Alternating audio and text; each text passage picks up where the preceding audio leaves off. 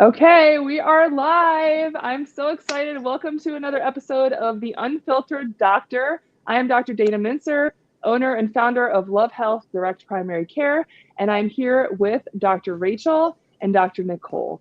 Thank you so much for having us. No problem. I want to give a quick bio. So Dr. Rachel Rosvold got her BS from Syracuse University, where she was a D1 rower. I love that. I was also a D1 athlete. I think we talked about this. Yeah. Yes. And she earned her doctorate in physical therapy from NYU and had the fantastic opportunity to treat on both the West and East Coast before returning home to the Philly area. So she has been all over the place. She believes no one should live with pelvic floor dysfunction and treats anyone with a pelvis. Dr. Rachel has gone through pelvic floor therapy herself and knows how life-changing it can be.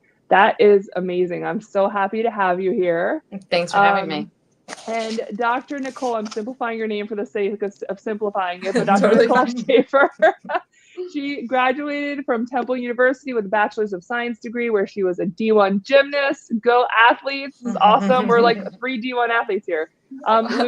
She went on to get her doctorate in physical therapy at Drexel University, and she has been a physical therapist for 15 years with a strong orthopedic background and a McKenzie certification. She fell into pelvic floor physical therapy after having her own 2 children and realized what a huge impact she can provide for women in all aspects of life. So again, thank you so much. I'm so humbled that you guys both came on board today to talk with me.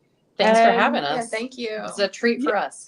Yeah, me too. I'm excited for this conversation. So I feel like this is one of those areas that's sort of I don't know, I always feel like pelvic floor is sort of newer. It's almost like it was ignored for so long. And I don't know that a lot of people understand what it is and what problems it solves. So like, how would you describe to anybody watching this what you do? That's a great question. And it is a little bit more becoming a known specialty within pelvic floor therapy, but it's been a specialty since like the 70s. So we've been around for a long time. A lot of people really only think of pelvic floor therapy after having a kid, which it's certainly so important for during that time, but we can actually enact change in your body throughout your lifespan. So pelvic pain, any kind of urinary or fecal incontinence, constipation, pelvic heaviness, or feeling like you have a tampon falling out is often what people will complain of, as well as any lingering back, hip, or leg pain that isn't being treated or solved by other traditional methods. This can all be like little red flags that maybe you should be seeing a pelvic therapist. Yeah. And often it's thought of as only like a female-oriented issue, but every single person has this musculature, and every single person can unfortunately suffer from a pelvic floor dysfunction. So we see, as you said earlier, everyone with a pelvis.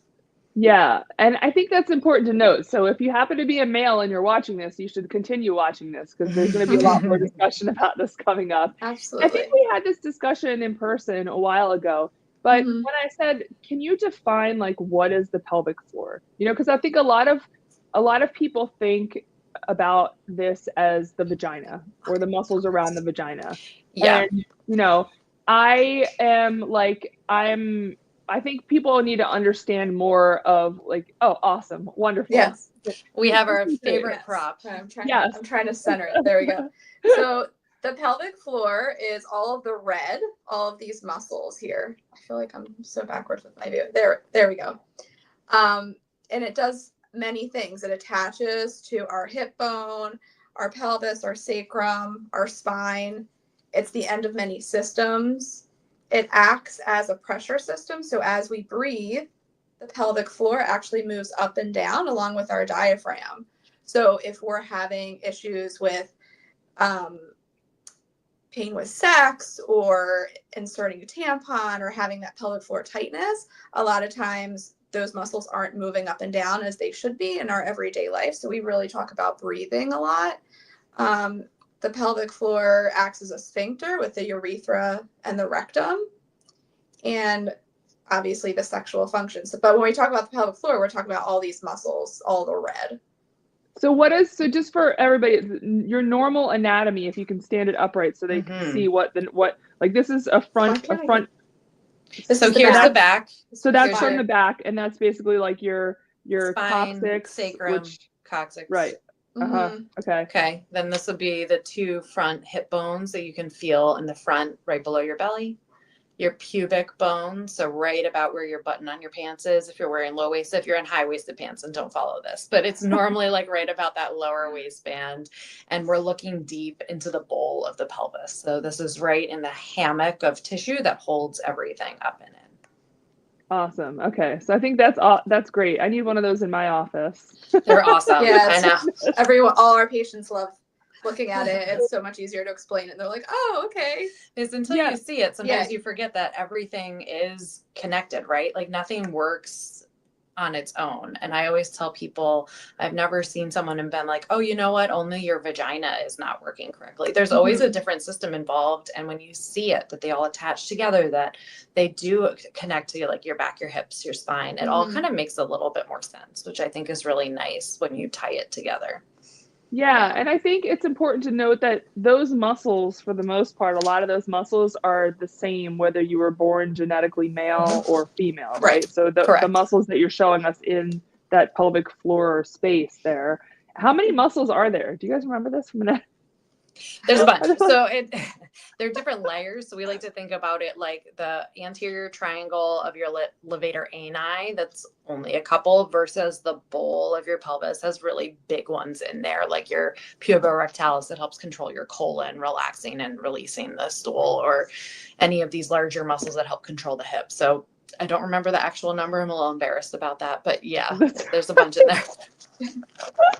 I think there's 206 bones, right? Did we discover any new bones? That's the only number I actually ever remember from once you start doing it for a while, you're like, oh, I just know what muscle is what, right? Yeah, I forget numbers, Yeah, and I think we had this discussion in person, but that is not showing also all of the other muscles that make up like your core that can impact just those muscles of the pelvic floor, like.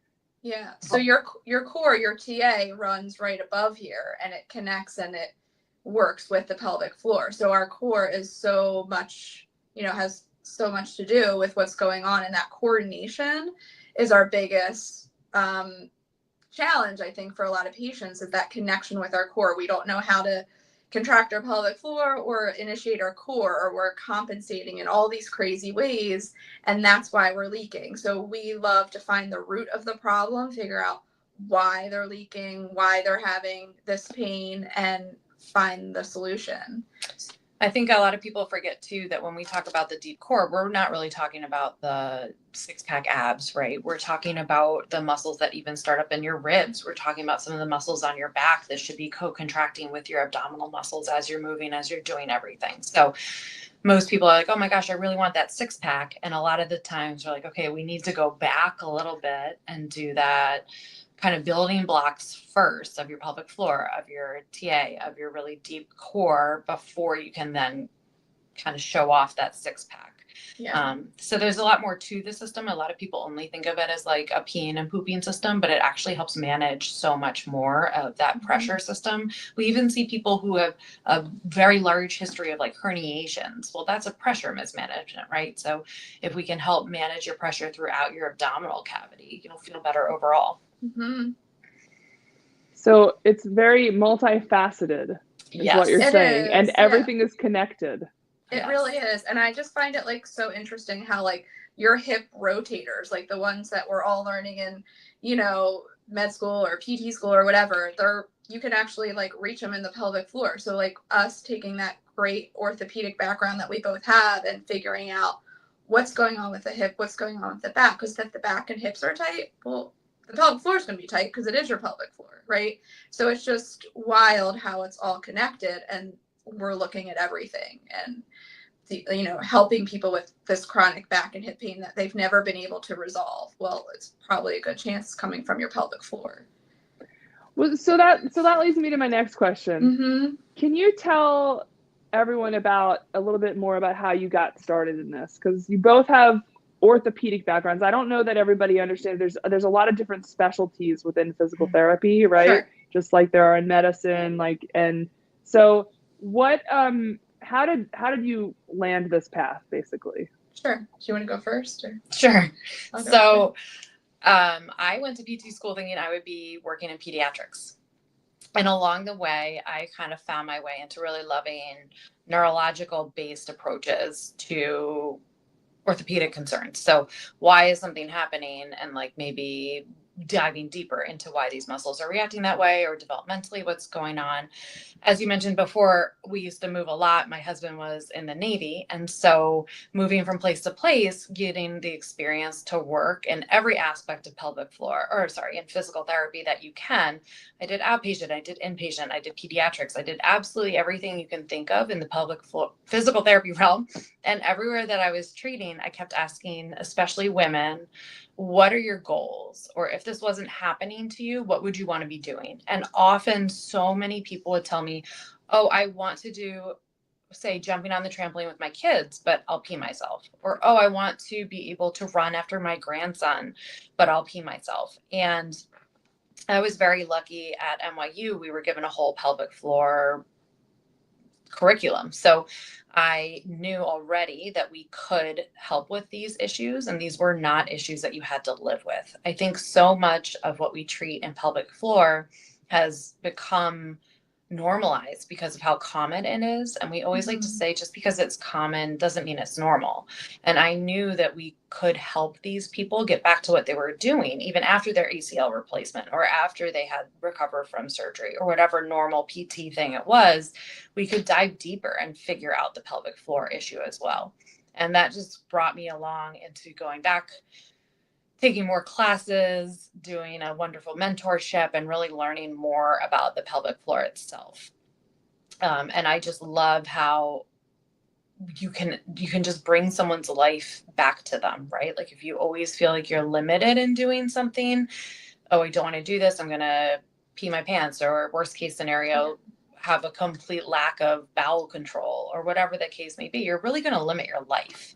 And we as therapists believe that, movement really is medicine, and it helps in so many aspects of your life. But if you're unable to move because of this thing happening, or because you don't want to wear a Depends, or whatever the case may be, it really impacts every single aspect of your life, mentally, emotionally, socially. And then when I went through giving birth and having kids myself, I realized like extra how much this really does affect everyone, and what better care we could be providing to the people who are suffering from pelvic floor dysfunction.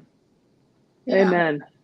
Yeah. And I think for me, like why I just love it so much is just the quality of life changes that we've made for our patients. And I think me falling into this after my own 2 children and just being so like destroyed from the whole process, and being a D1 gymnast and thinking I was tough, and going through it myself and be like, oh my gosh, like we need more guidance.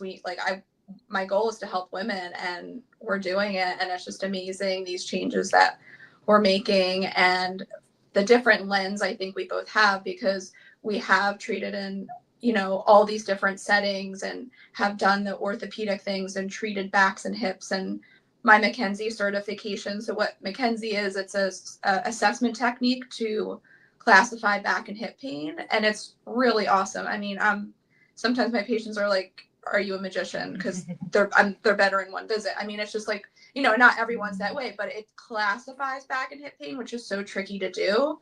But combining that with the knowledge we have with the pelvic floor stuff, it's so cool that we can make these lifelong changes and figure out what's going on and help women. We always like to say, we like to find the problem, help you grow from the problem, get stronger, get better with your coordination, whatever the case may be, and then figure out a way that you don't have to see us again.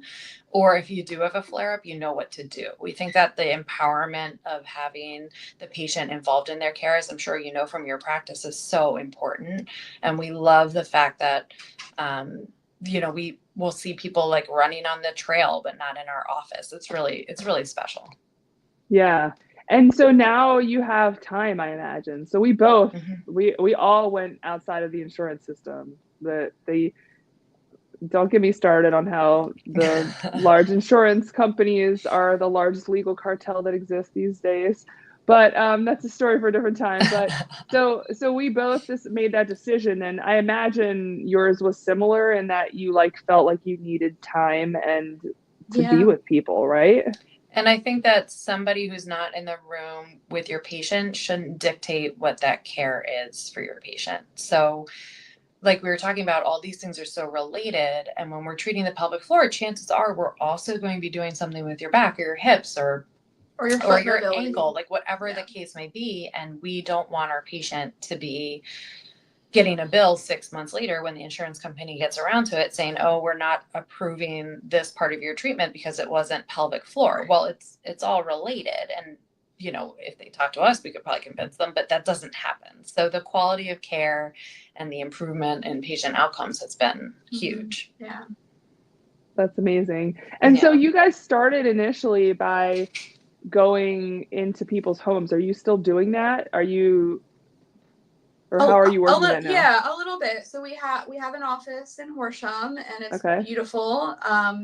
So we love it here. It's where we are right now. We're still doing some home visits, and so yeah, a little bit of both. You know, if it's more convenient to be in your house, especially after like a newborn, like we get that. Like we've been there, but yeah. So right now we're kind of dabbling at both, and we kind of follow through with some patient requests of having a space where they could also leave their house. Yes. You know, oh, this is great that you come in that really newborn phase, but now I'm getting like really stir crazy and I need to get out of my house. Can you help me out? So we do cover both, and especially postpartum or post-surgical. I find that's really nice to get in there like week 1 to really help everybody and then transition away. You can do amazing things in both settings, which is nice. Yeah. And what are the top things that people see you for, men and women? Like if you could come up with the top, I don't know if this exists, but if you could come up with the top couple of issues that women come to you and men come to you for these things. Yeah, sure. So I think for men, a lot of it is pelvic pain. That's a big one. Especially pelvic pain that is unresolved with like people thinking, oh, it's your hip, oh, it's your back. And it's just pain. Overactive bladder is a big one. And then incontinence, and not just post prostatectomy, but just daily incontinence, like dribbling after urination or feeling that you're never completely empty. That kind of incontinence, or like you have to go back to the toilet a few times and just release more. So those seem to be the biggest 3: pelvic pain, incontinence, and overactive bladder. Yeah. Got it. And so for people listening, the prostatectomy is like the procedure when we go in and take, well, I don't do this, but urologists do this. They, you know, take the prostate out. Sometimes they take it out completely. Sometimes they have to cut a portion of it out. There's various different procedures, but that can cause, you know, future issues down the road. Yeah. Okay. And then for women, I would say dyspareunia or pain with sex, pain with putting a tampon in, or like a painful pap exam. So any kind of, you know, pain with insertion. Leakage is a big one, and that could be from leakage with coughing, sneezing, laughing, to leaking with bending down to pick your baby up or push your stroller. Leaking is common but not normal, so that's definitely something we can help with. And then I think the other thing that gets people to, you know, follow through is back, hip, or pelvic pain that's just been unresolved, or like pain more, you know, closer to that pelvic perineum region, and you know, we're figuring out why that's happening and whatnot. So there's probably I feel like who, ones. especially postpartum, like who doesn't have pelvic floor dysfunction to some extent? I don't. Right. I mean, Right. I feel like I everyone struggled. has a diastasis postpartum. Yeah, the diastasis. So that's like the split the abs, separation of basically, that. Yeah. right? And you can, the way that I have people test for it, and maybe you do the same thing or it's different, I don't know, but I have them lay on their back and sort of just do like a little bit of a sit up, and you can put your fingers in there and see, you know, how large it is. And it doesn't, I feel like that sort of doesn't correlate with any type of weight gain during pregnancy. Like my second one, I didn't gain a ton of weight because I was so sick, and I had the worst diastasis from that one. Yeah. Yeah. And that's not uncommon. We also see people like, oh my gosh, I have a C-section shelf, right? Like that kind of pooch you get after a C-section, and that can all be related as well. And that's something we can help with too.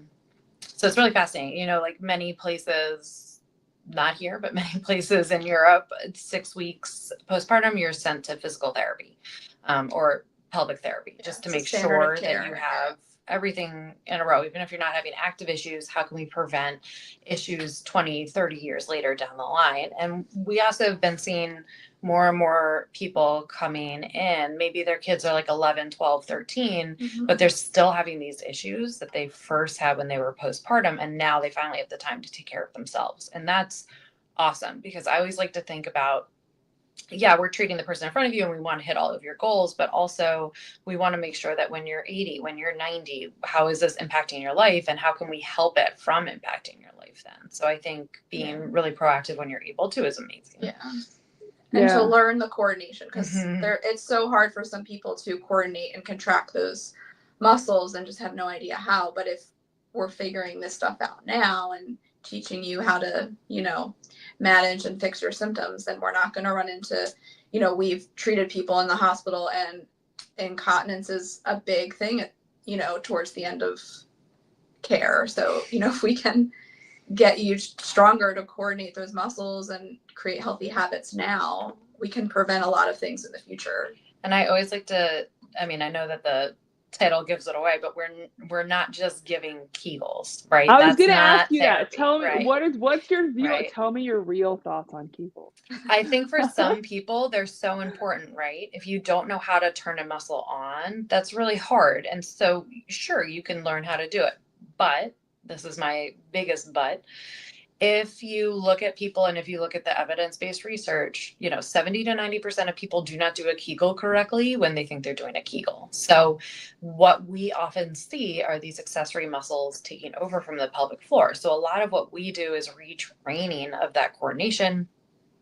I always like to say, if you can't fully relax a muscle, how can you fully contract it, right? If I'm in the gym doing a bicep curl, if I'm only lifting the first like 6 inches of a bicep curl, how is that helpful when I have to put something on the shelf?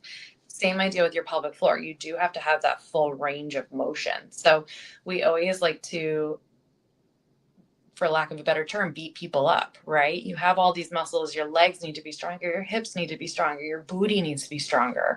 We need to get those abs involved. And it's never with us just laying on the table and doing like a contraction 800 times, because that's not functional. So we always like to try to ask, you know, where do you want to be going? Like, what are your goals? What would you be doing if this was not an issue? And then we train you to get there. And, not all of that involves Kegels. 100%. Yeah. I think we're all women here, but the Kegels was invented by who? Who A dude. Yeah. Which is interesting. I mean, I don't know. I just have issues like, no, I think we as women know our vaginas best. And we don't really, I mean, people know it as Kegels, but we call it a pelvic floor contraction. Yeah. As far as if we're being technical, right? Yeah. So not just to, you know.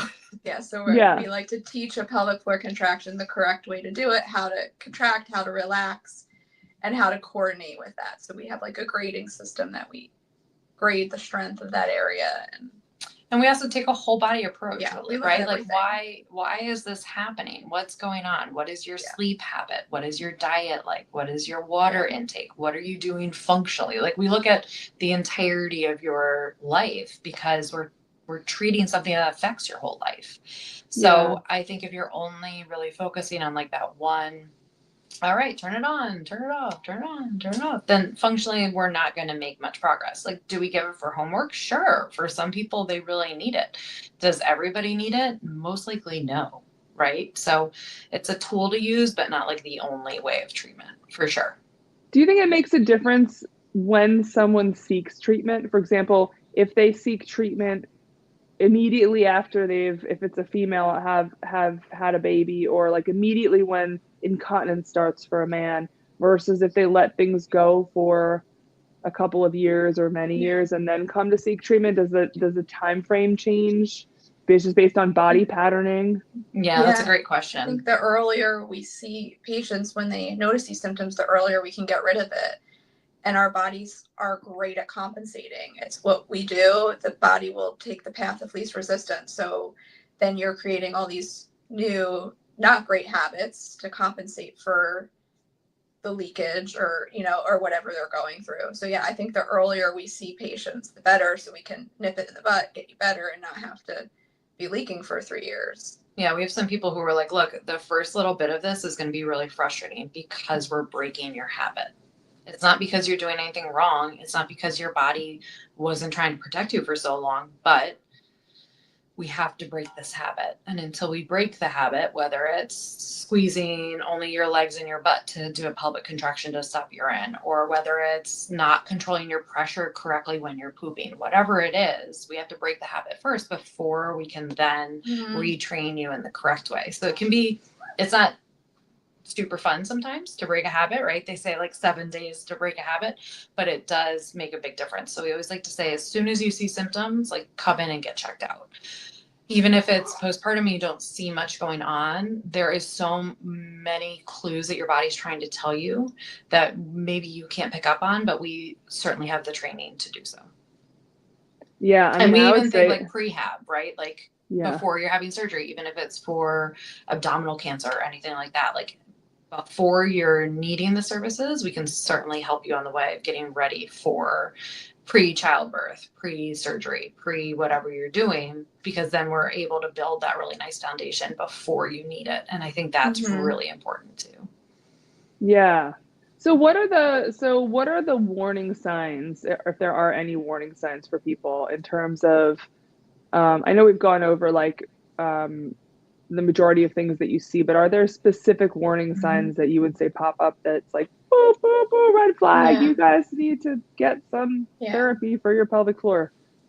Yeah, I mean, any kind of leakage, even a drop with a sneeze, I mean, that's your body starting to tell you something. And often we'll have stress incontinence, which is, the leakage with something higher impact, like coughing, sneezing, before you're just full on leaking when you can't make it to the bathroom.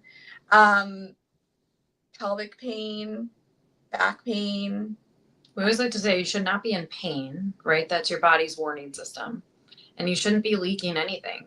Fluids are meant to stay in unless you're trying to get them out. Right. So a lot of these things that have become, oh, it's so funny, I'm out with my girlfriends and we're having dinner and we're laughing, and I just had to change my pants. Like, well, that's not normal. Yeah. And we can help with that. Yeah. And I always like to say too that if it's something that's bugging you that you're thinking about, chances are you need to get it looked at. Yeah. We have a nice checklist that will often include or put up, like if you have 3 of these 5 things, or even one of them, but often people won't call for one, like come and get seen, because you don't know what it could lead to later on, right? Exactly like you're saying. Like, yeah, you're leaking 4 or 5 drops of urine now. Let's get you in before it becomes a full loss of urine where you have to change your entire wardrobe. Yeah. Or like pain with putting a tampon in. Often when we see our patients that have dyspareunia or pain with sex, often in their history, they've never been able to put a tampon in, or they've never been able to have a pap exam without severe excruciating pain. So those are all signs of a hypertonic pelvic floor. And that would be probably a warning sign if that's something that's been like the thing you dread most in life is a pap exam. I mean, they're not great, but they shouldn't be like, painful. The worst thing you've ever had. Yeah, they shouldn't be painful. And a tampon should be easy to put in and not feeling like it's going to fall out too. That's on the other end. But we should be able to put a tampon in or have intercourse without pain with insertion or thrusting. So that's often what people end up coming to see us finally, because it's impacting their life, their sexual health. And then, the more we talk, the more things we find, all the warning signs that have been going on for years and years and years. Constipation. Right. Like you should be able to hold your urine for between 2 and 4 hours. You shouldn't get up more than once or twice at night. You should poop every day. And you should not strain to either pee or poop. And you should not have pain with sex, penetrative sex, or orgasm. But, you shouldn't have pain pre or post orgasm either. We do see that. So those are kind of the big ones. Like, if any of those things are not happening, or even if you're like, oh, it's totally normal that I only poop once a week. That's not normal. That's a lot of pressure on that pelvic floor, holding on all that poop. Like, that's not great. So these things that we just really don't think about until it's a big issue, there are signs leading up to them. Yeah, I always like to, in those situations as well, you can get a GI map test and figure out what the normal flora looks like in the intestines. Is there overgrowth? Is there, some people have low levels of like H. pylori infection as well. I feel like it's a multidisciplinary approach as well. Sure. Also Yeah, with we the love it pelvic that you floor do that. pain, yeah, well, thank you. But the pelvic floor pain as well, I feel like a lot of women specifically have had trauma in their lives of some extent. Yeah. And so I think it's important to see it from multiple different angles. There's the physical angle and the motility angle and the strength and the coordination. And then there's also the psychological and grounding aspects of this. And so sometimes it's hard to tell what came first. I know it's very natural for people with trauma to sort of put it in the background and maybe even try to forget what happened, and that's a coping mechanism. That's okay. So that being said, how many, and I don't know if you can answer this, but is it somewhat common that you might have some people come in for, or women come in specifically for pelvic pain, and then you're like, oh, this is like a larger issue that's also we need to teach you how to do this, the pelvic floor stuff, but we also need to get you engaging with some type of therapy as well for your spiritual and mental health. Absolutely. And I think sometimes we won't often be told all of the details right at once, which is totally fine, nor do we need to know them. But what I do love is that we work in a really great area with awesome providers. So we do have names to give you to reach out to figure stuff out. And also, we have both been the first person to be told about some of these things, and that's one of the reasons that we try to have the safest space imaginable for this kind of treatment. We have patients who are like, look, I have trauma in my past, I want a hands-off approach. Okay, great, let's do a hands-off approach. Anything to make the person in front of us comfortable is like our number one concern, because everything we talk about is so personal. It is so intimate. And to us, we talk about pee and poop all day, but most people don't. So it's, unless you have toddlers. So it's like really, we understand like what a gift it is for people to be giving us their information and for allowing us to help them on their healing process. But we also know that we are not the only people that should be involved in those cases, for sure. Yeah. And I think it's also important to note that I've had a couple of patients when I have suggested, I've had some pelvic floor therapy myself as an osteopath, going through, not with a pelvic floor therapist, but she's an osteopath who does internal manipulation and such. So might be some similarities, but also different. But I think it's also important to note that nobody's going to be like shoving their fingers into your body in this type of therapy. Like I've suggested this to patients before, and I've had some reactions like, oh my gosh, I don't want to do that. That would be so uncomfortable for me. And I'm like, well, what do you think is going to happen? Let's talk about the process. Yeah. And so I think it's important to emphasize what you said, is that there are hands-off approaches, and it doesn't always have to progress into like, I'm going to help you with internal, but over time, maybe you get comfortable, patient gets comfortable, and then you can more easily access other areas that maybe weren't as accessible, but you would never overstep like the patient's comfort. There are measures to do pelvic floor therapy without going internal per se, because I think that scares some women away, especially, and it's understandable, especially if they've had trauma, and some women just they're not, we're not the norm in that, it's like, okay, fine, like get the baby. I don't know. It didn't bother me that I had a bunch of people while I was giving birth and whatever. It's what it is. But that's not the norm. It's a lot of people are more private with that area. And I think that's one of the really nice things about our approach, is that we do the entire body assessment. We also do a full like one-on-one sit down chat with you before we do any hands-on anything. Yeah. And I've had people that have said, okay, I don't want you looking at my pelvic floor. I don't want you touching my pelvic floor.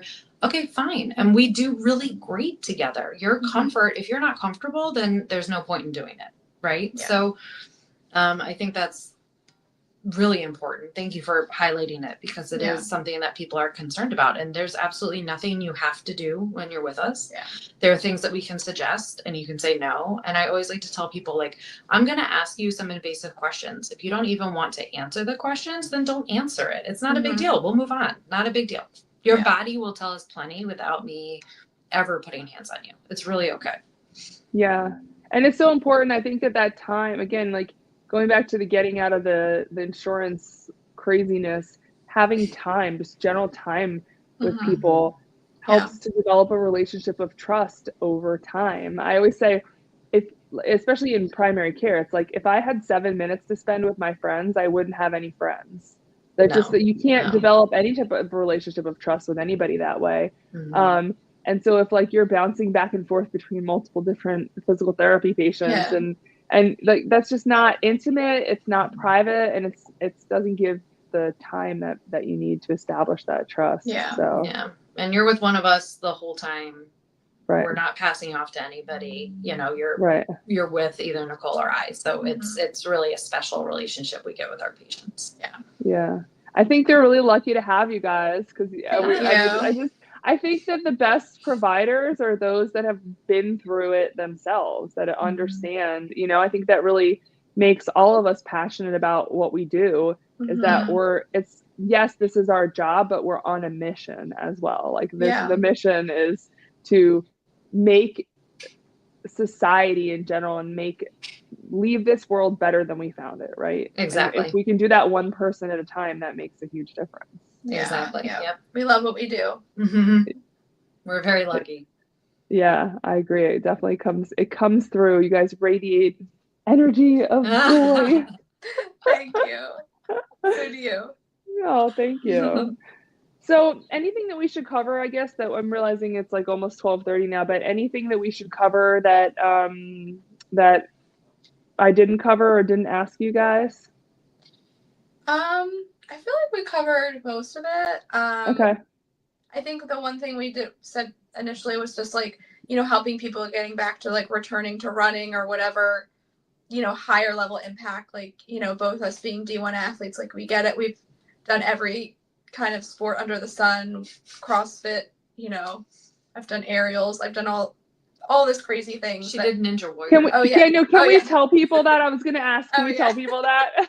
Yes, I know you're very humble about it, but like I think that we should tell everybody. Okay, like you wouldn't believe Nicole. My claim to fame. I was on season 6 of American Ninja Warrior.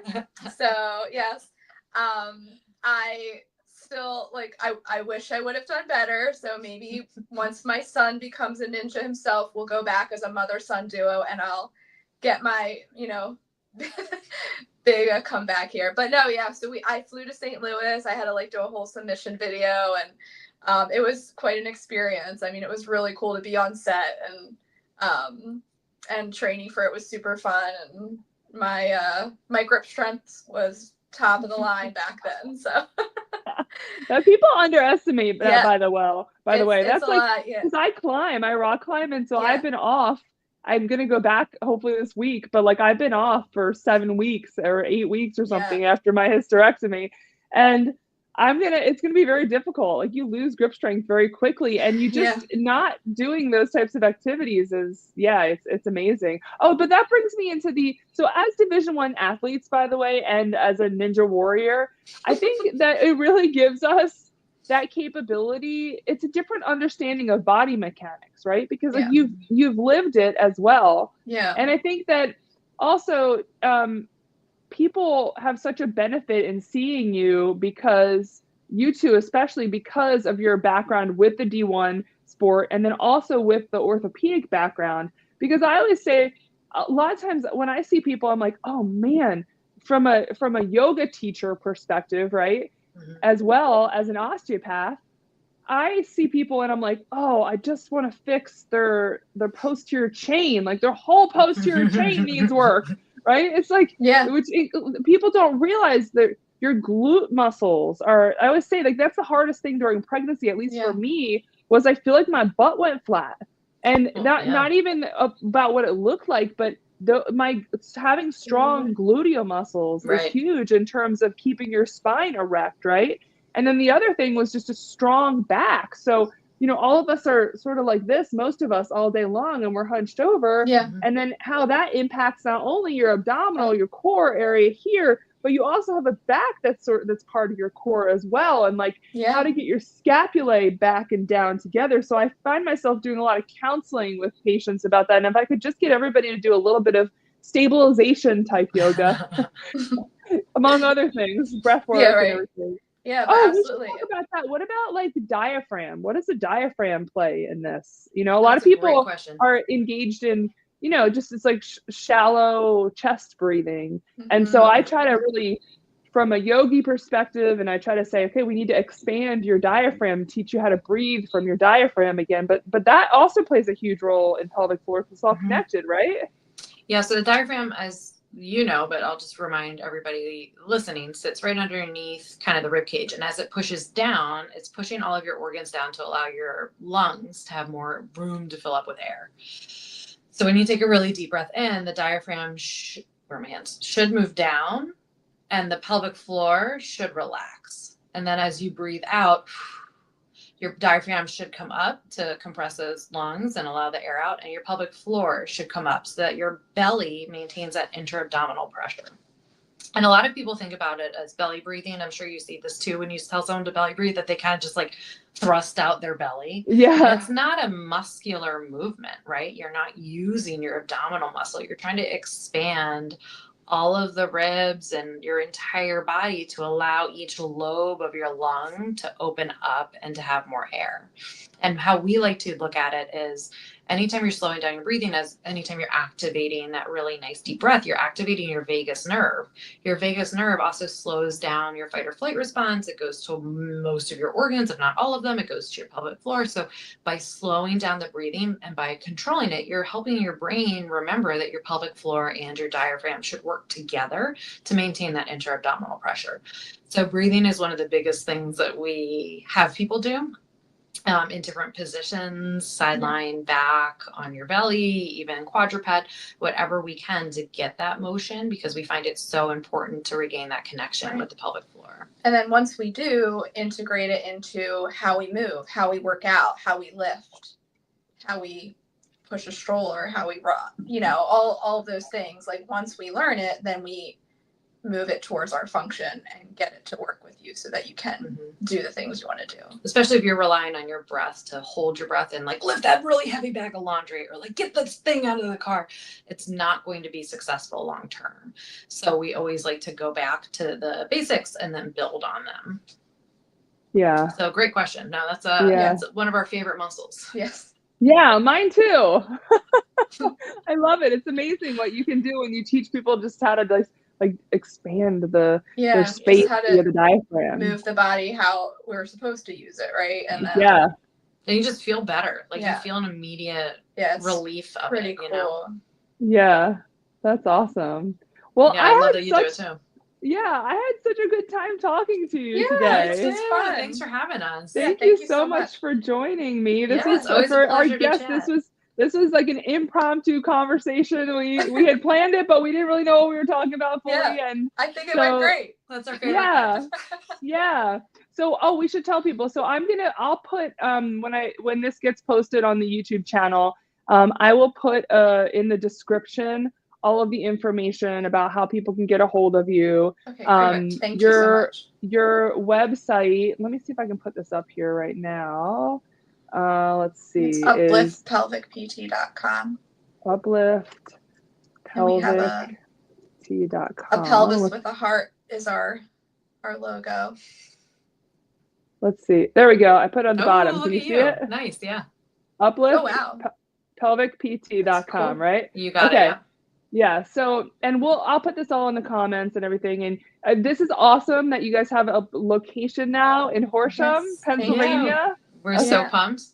Amazing. And I didn't ask you. I guess most of this is really in person. Like, do you ever do any consults? Is there any use for people to have like telemedicine consultations with you? Yeah, we absolutely can. We are we have our license in Pennsylvania, so anywhere within Pennsylvania. Okay. But we have done that. People do great. Mm-hmm. Yeah. Wonderful. So if you are one of those people who likes living away from other people out in the country. I do not blame you. I might be there too if I didn't have kids in school. And you can still get treatment as well. And there's no shame in reaching out.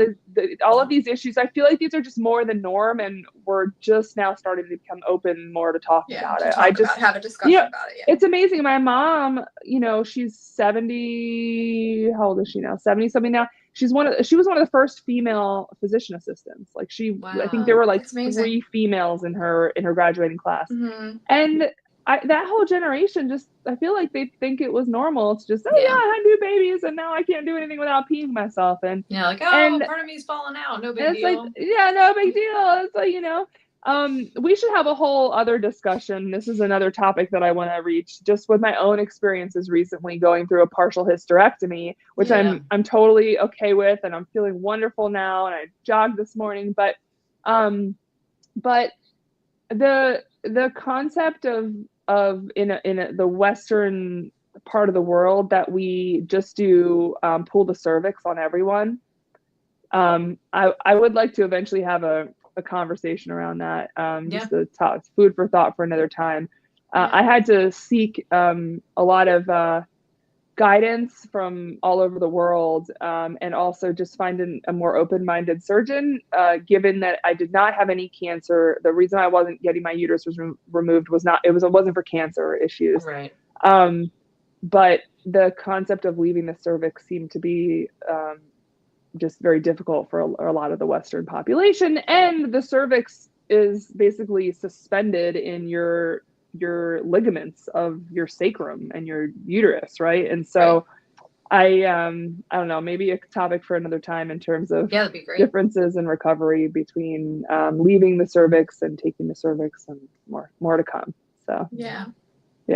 Well, thank you so much for having us. Thank This you. was This fantastic. was great. No problem. And we have to get together, please. Yes. We have to make time. I know we're all entrepreneurs, but we have to get together. So we'll plan a time after we go off air. So sounds awesome. It was so nice to be with you, ladies. You too. My light and love and peace and everything goes out to you. Thank you. Thank you. All right. We'll talk. Have a great rest of your week. Yeah. You too. Bye-bye. Bye, guys.